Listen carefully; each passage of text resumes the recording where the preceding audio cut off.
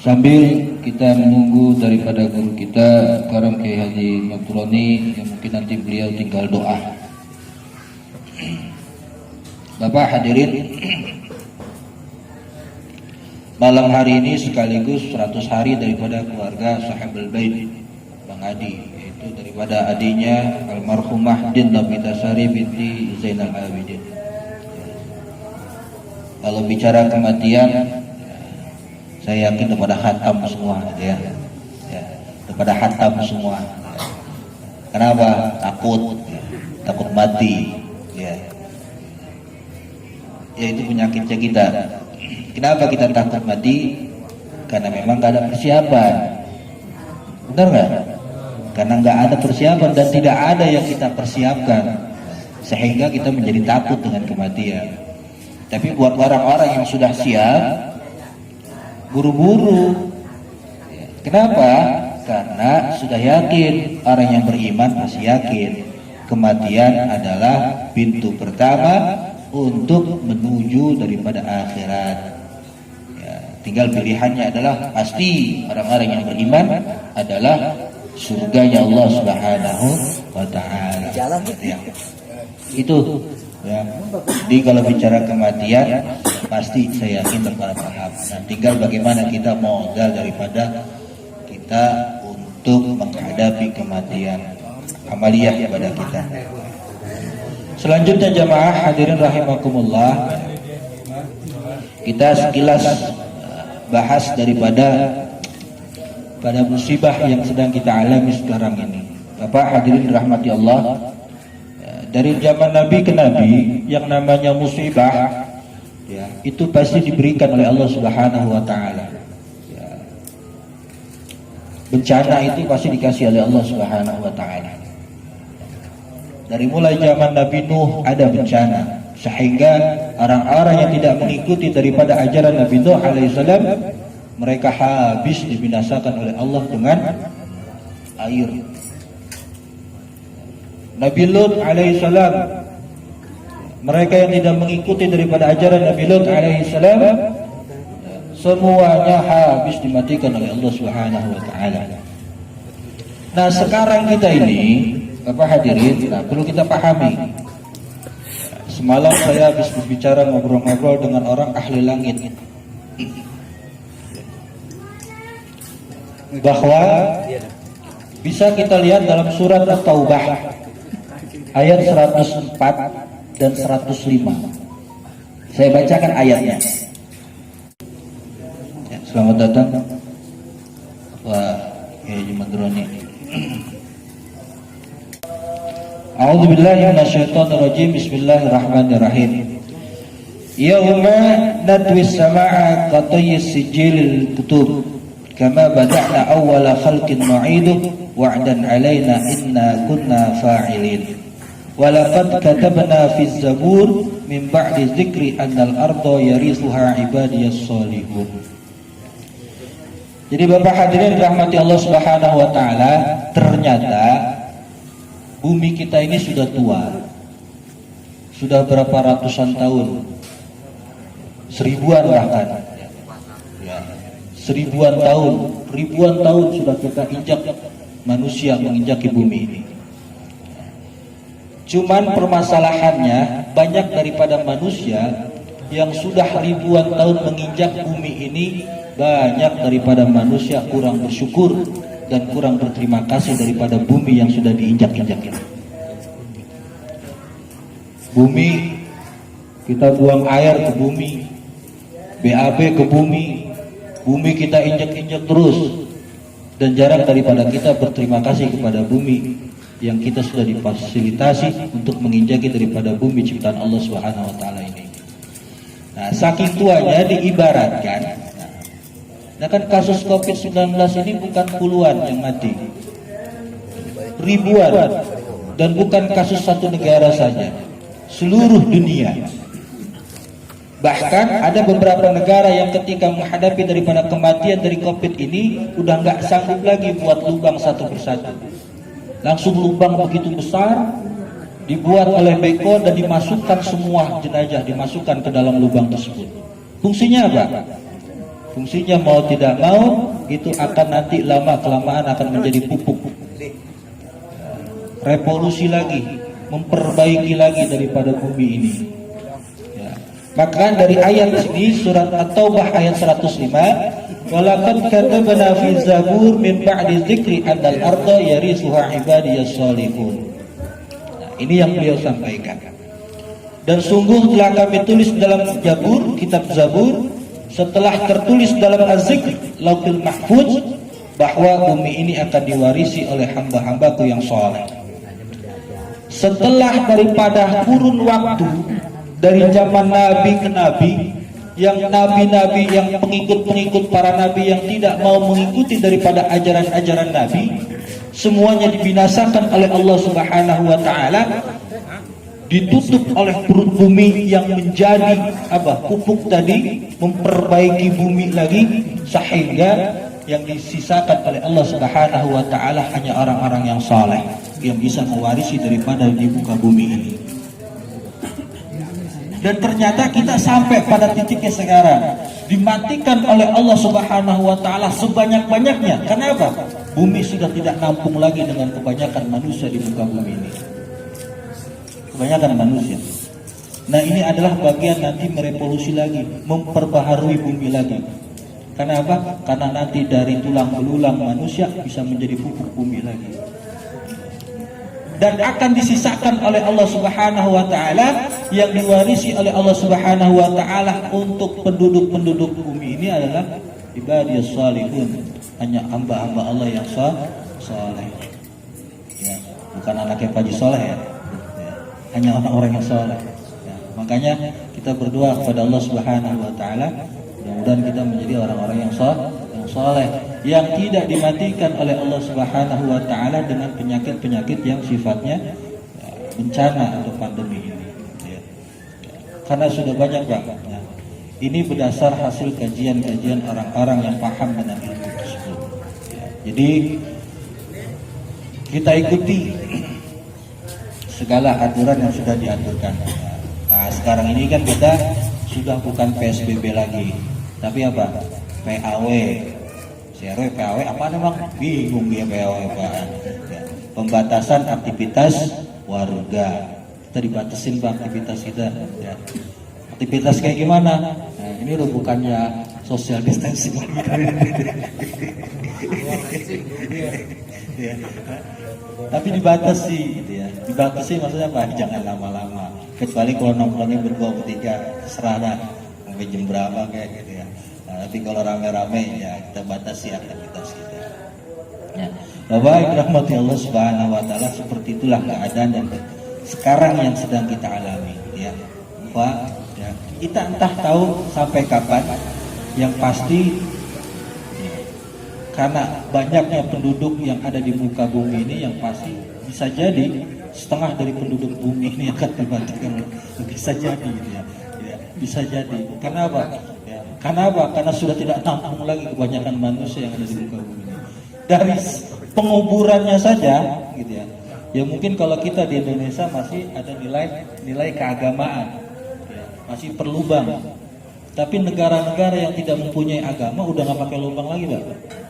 Beko, seada-adanya dimasukin ke dalam lubang ya, dan tidak disentuh oleh tangan manusia, seada-adanya ya. Saking banyaknya manusia ya. Nah itu apa namanya, kita melihat keadaan daripada sekarang ini. Terus selanjutnya adalah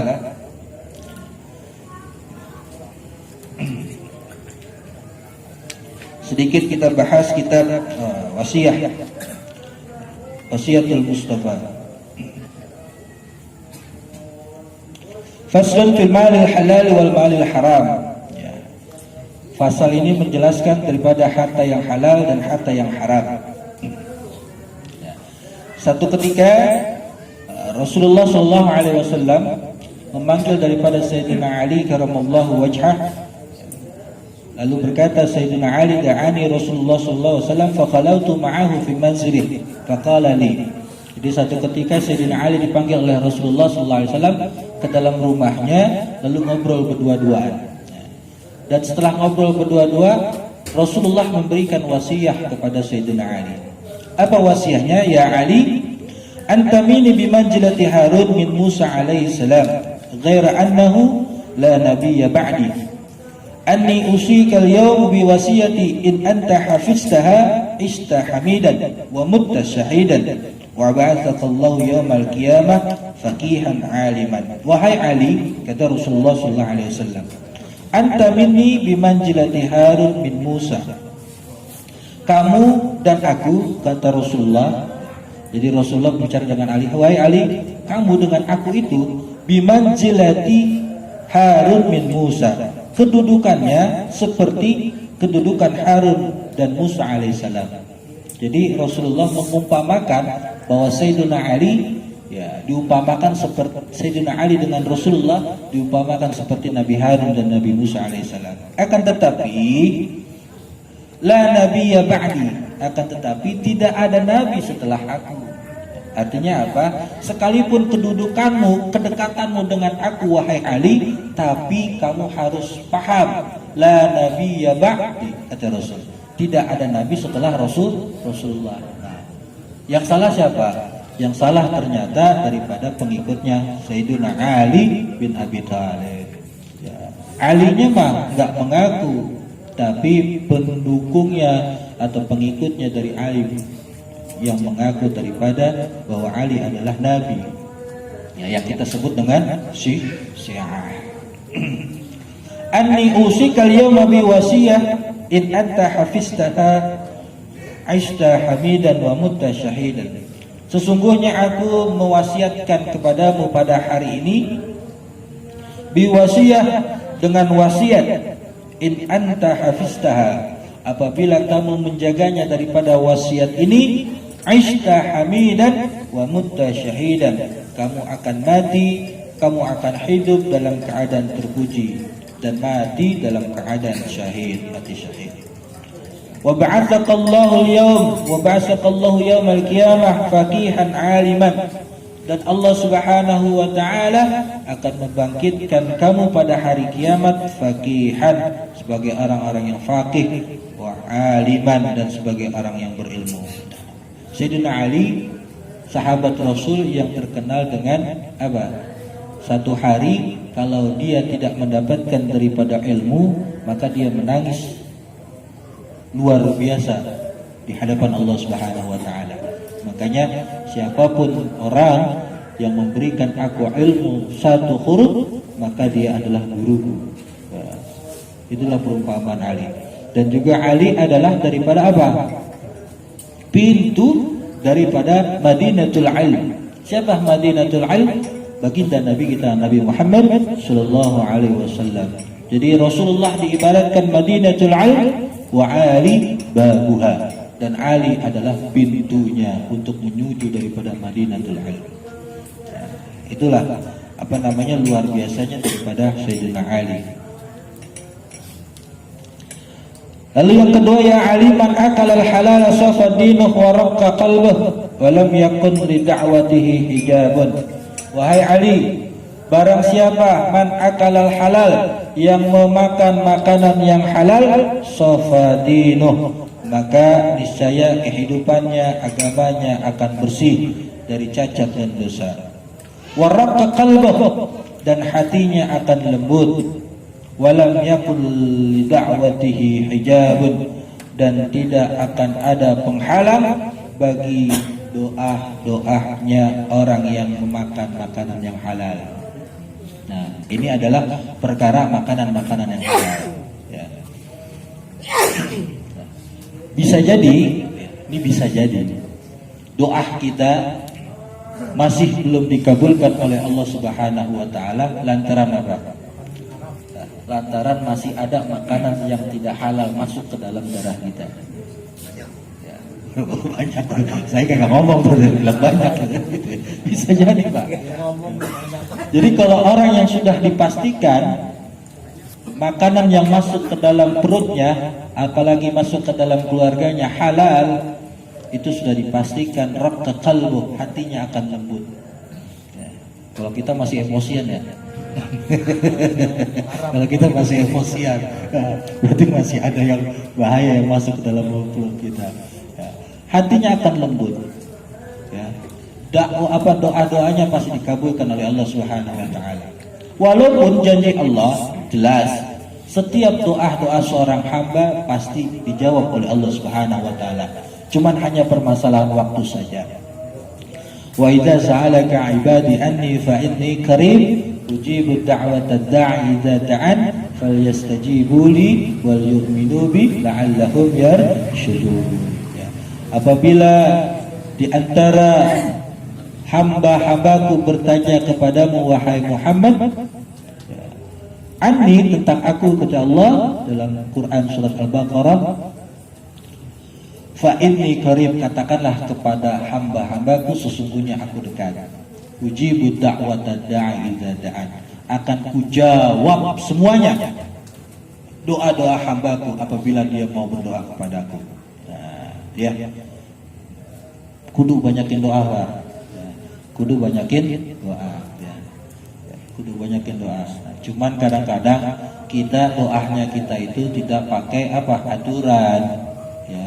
Sehingga banyak doa-doa kita yang masih terhalang, ya.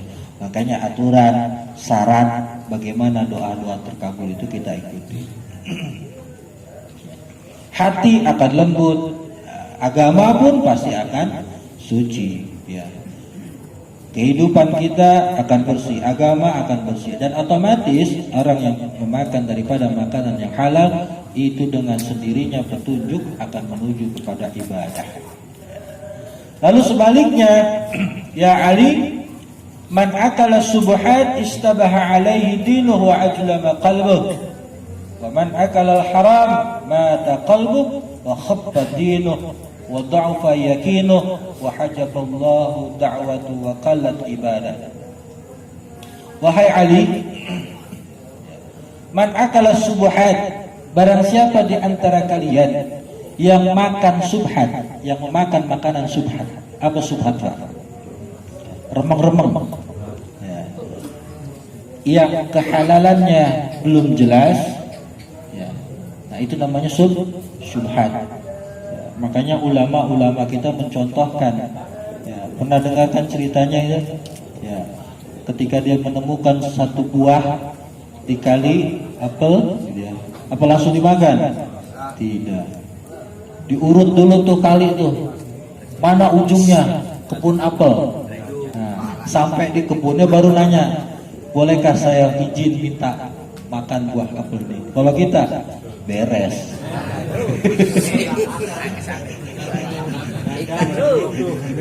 Kalau bisa nemu duit cekai juga lagi ditutup pakai kaki, guys, orang lagi kagak lihat gitu. Ya.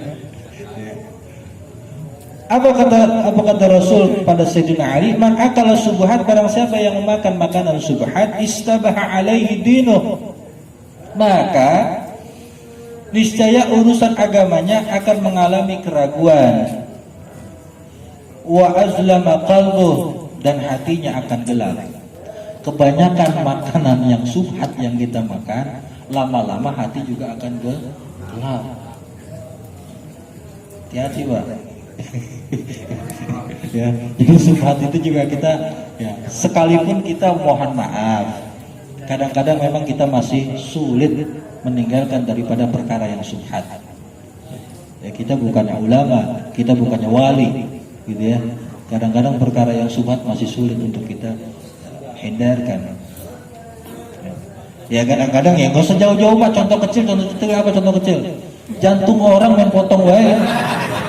Menung pisang orang main tebang baik jadi pecah, makan rame-rame. Saya lagi diundang juga, kan makan juga, mau kagak mau kan gitu. Itu contoh kecil, Pak. Padahal tuh pohon pisang siapa tahu yang nanam siapa gitu.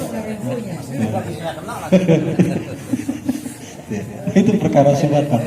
Jadi dari hal yang sepele. Azlama qalbu, lama-lama kelamaan kebanyakan kita makan yang subhat juga, kata Rasul kepada Sayyidina Ali dalam wasiatnya, lama-lama hati akan gelap. Wa man akala al-harama taqalbuh. Nah, hati-hati, lebih parah lagi. Barang siapa yang memakan makanan yang haram, dan dia terbiasa dengan makanan yang haram, mata qalbuh, maka hatinya akan mati. Udah bukan gelap lagi, mati.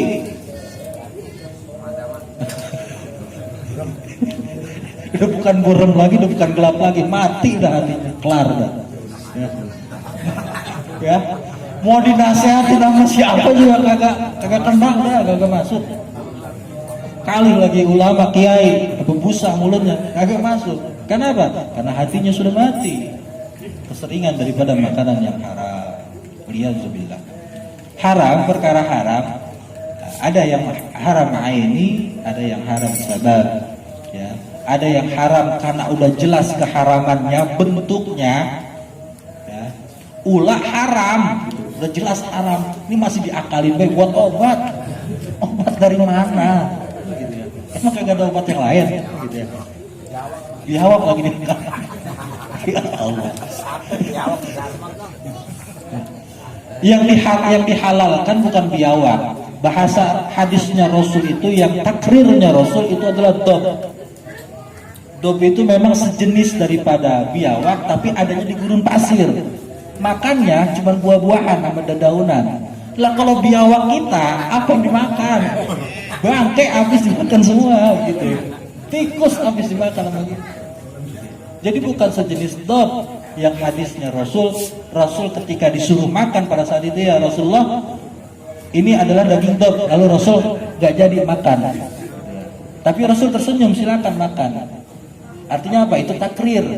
Rasul tidak melarang dan Rasul tidak mengiyakan, artinya pembolehan, boleh saja. Dan itu dob yang memang sejenis biawak yang ada di gurun pasir. Kalau biawak kita apa ini ada kan? Ini lagi diseseti.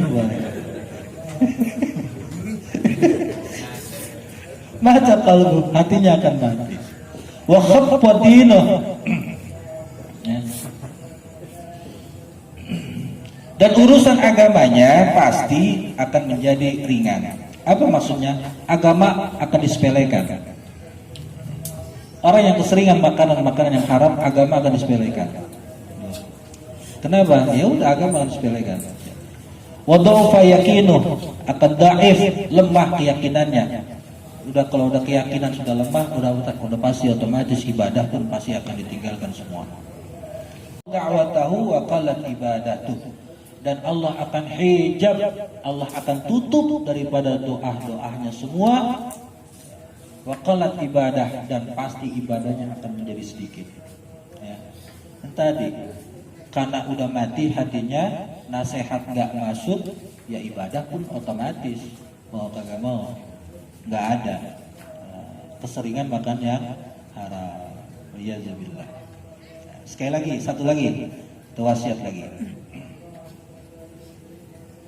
Ya Ali, wahai Ali, idza ghadaballahu ala ahadin razaqahu malan haraman.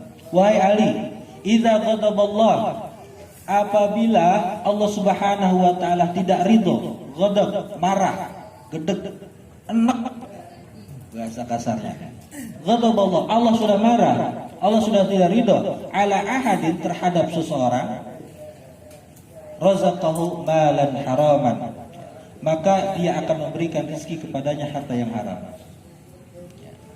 Fa idza ishtadda ghadabahu alaihi, dan apabila ishtadda, semakin nambah kemarahan dan ketidakridhoan Allah Subhanahu wa taala kepada seseorang, wa kalla bihi syaitanan yubariku lahu fi, maka Allah Subhanahu wa taala ngirim syaitan kepada siapa? Kepada orang tersebut. Ini kembali lantaran penjelasannya masih nyambung dengan akal al-haram. Orang kebanyakan makanan yang haram, Allah semakin marah, Allah semakin tidak ridho, dan kalau istadda, semakin lebih tidak ridhonya Allah, maka Allah akan utus syaitan. Sekalipun Allah Subhanahu wa taala sudah mengutus syaitan sejak awal untuk mengganggu daripada anak cucunya Nabi Adam sampai hari kiamat tidak. Karena apa? Karena setan sudah mendapatkan sertifikat yang sah untuk mengganggu manusia. Diutus setan, yubariku lahu fi, Lalu setan itu seakan-akan memberikan yubarikulahu fi. Setan dikirim oleh Allah, lalu setan membisikkan kepada seseorang tersebut yubarikullahu fi. Harta yang didapati daripada orang tersebut seakan-akan berkah. Diambul-ambulin itu. Ya. Udah nggak usah sholat, duit udah banyak bisa nih. Kagak usah sedekah. Duit udah banyak, buat apa lagi? Nah, kira-kira kayak begitu. Terus dibisiki terus.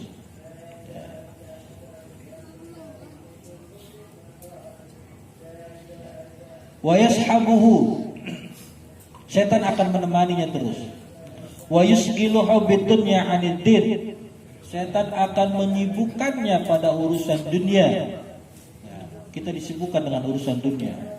Hubbud dunya 'anid din, daripada agama. Ya. Wa yusahhilu lahu umurud dunya, dan diberikan kemudahan kepadanya urusan-urusan dunia. Wa yaqulu, dan berkata setan, Allahu ghafurur rahim, Allah Maha Pengampun. Ya, Allah Maha Pengampun lagi Maha Penyayang. Udah, enggak apa-apa makan yang haram aja. Orang Allah Maha Pengampun lagi Maha Penyayang. Nah, kira-kira begitu. Ya. Jadi ini sebenarnya sering terjadi di kita. Cuman kadang-kala kita nggak sadar. Ya, udah ambil aja urusan beres gitu. Dalam hati bicara kayak begitu. Ya, dia pendiri ya. Beres itu Pak, halal itu Pak. Ya. Gitu. Udah nggak usah mikirin orang lain gitu, ambil aja. Nah, itu kita dibisikkan dengan kata-kata yang manis oleh setan. Ya. Sehingga, ya, makanya di sini ada bahasanya.